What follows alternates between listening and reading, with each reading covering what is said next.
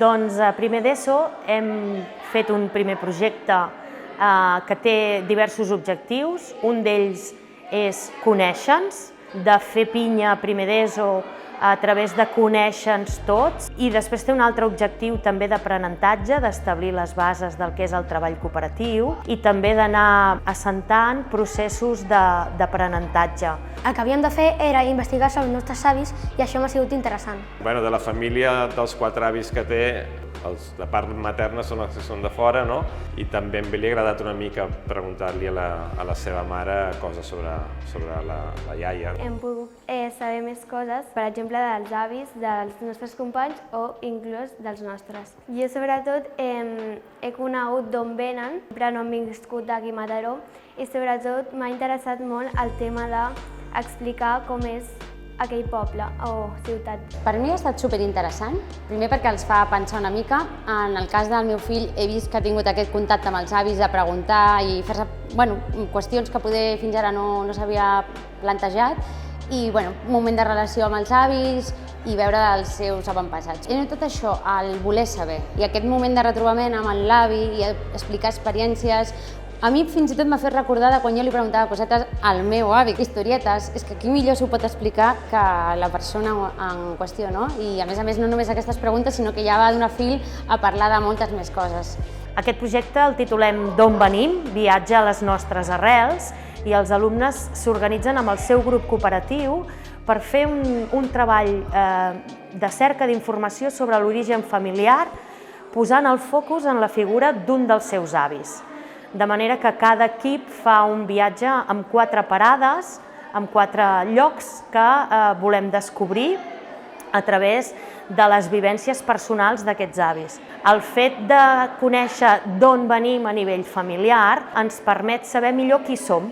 Aquest treball m'ha servit per saber les tradicions que hi havia al poble de la meva àvia, i també he descobert algunes tradicions dels meus amics que m'han sigut molt interessants i divertides. Dins del grup ens hem explicat bastantes coses i com jo he entrat a nova aquest any, m'ha servit per conèixer petits detalls d'ells, per saber coses dels meus companys, com d'on venen, les tradicions que fan, els menjars o de què van treballar els seus avis. Aquest projecte forma part del que anomenem l'àmbit humanístic i social. És una franja que a primer d'ESO ocupa 5 hores lectives i tenim matèries o continguts curriculars que tenen a veure amb les ciències socials, amb la tutoria i amb la religió. Clar, moltes vegades ens pensem que tots som d'aquí, no? I quan comences a veure això, llocs del món d'amunt i avall, com viuen, les diferents cultures, diferents tradicions, jo crec que és molt maco i tots hem pogut compartir aquestes experiències. Ens pensem que tothom és de Mataró i no. És el primer moment en què les famílies de primer d'ESO les convidem que vinguin a veure les exposicions finals que els seus fills, nets i netes han preparat, i se'ls demana que assisteixin com a públic en el moment d'aquesta comunicació final dels alumnes. Si bé és cert que durant el procés de cerca d'informació ells hi tenen un paper fonamental, perquè els alumnes el primer que fan és entrevistar-se, fer preguntes a pares, mares, avis, tiets, perquè són la font principal d'informació de la qual ells extreuen les dades necessàries per dur a terme el projecte. Permet també establir vincle no només amb els pares, sinó amb altres familiars que sempre generalment valoren molt positivament el venir a l'escola. Tot el que sigui implicar les famílies amb la vida de l'escola em sembla bé. Trenques una mica la cosa aquesta de deixar el nen, una mica els companys del teu fill.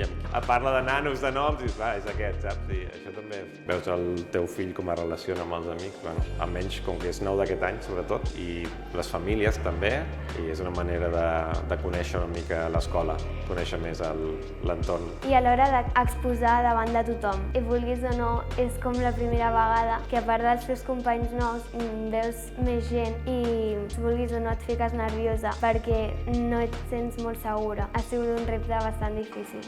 Per mi, com a mare, és superinteressant. A part de que veus com treballen els teus fills, com es relacionen amb altres companys, com fan aquesta feina, quin entorn hi ha a l'escola, què es viu, no? Per mi és supermaco, m'encanta que ens cridin i sempre que podem participar, encantada.